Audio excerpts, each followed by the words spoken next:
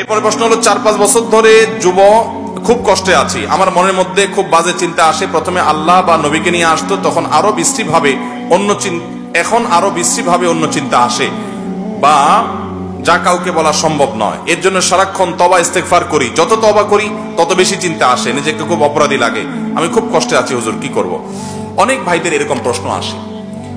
মুসলমানের সন্তানদের এইরকম পরিস্থিতি তৈরি হওয়াটা এটা একেবারে নতুন জিনিস না, তবে ইদানিং একটু বেশি।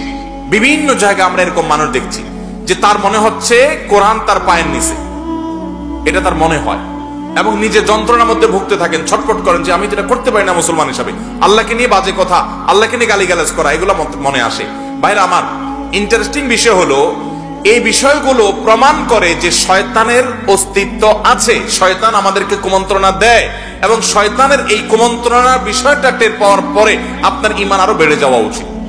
যেখানে কেউ একজন আমাকে শয়তানি করছে, এই কথা চিন্তা করে আপনি আল্লাহর অস্তিত্বের প্রতি আরো বেশি ইয়াকিন এবং বিশ্বাস আপনার আসবে।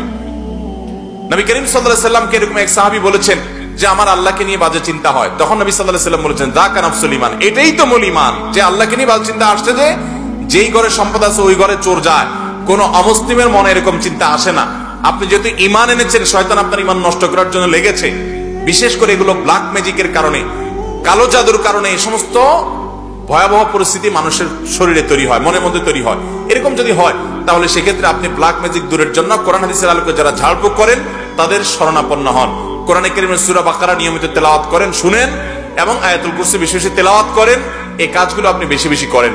মানসিক কোন চিকিৎসকের শরণাপন্ন আপনি হতে পারেন, পাশাপাশি সেটা আপনার জন্য সহায়ক হতে পারে। আর সেই সাথে বাম দিকে শয়তান সাধারণত মানুষকে বাম দিক থেকে কুমন্ত্রণা দেয়। প্রতীকী থুতু বাম দিকে নিক্ষেপ করেন এবং আল্লাহর কাছে পানা চান, আউযু বিল্লাহি মিনাশ শাইতানির রাজীম, এবং পড়েন আমানতু বিল্লাহি ওয়া রাসূলি, আমানতু বিল্লাহি ওয়া রাসূলি, এটা পড়েন, এবং আউযু বিল্লাহি মিনাশ শাইতানির রাজীম পড়েন। বাম দিকে প্রতীকী থুতু দেন 3 বার, এবং বেশি সূরা বাকারা তেলাওয়াত করেন এবং পড়েন আওয়াজ দিয়ে দিয়ে।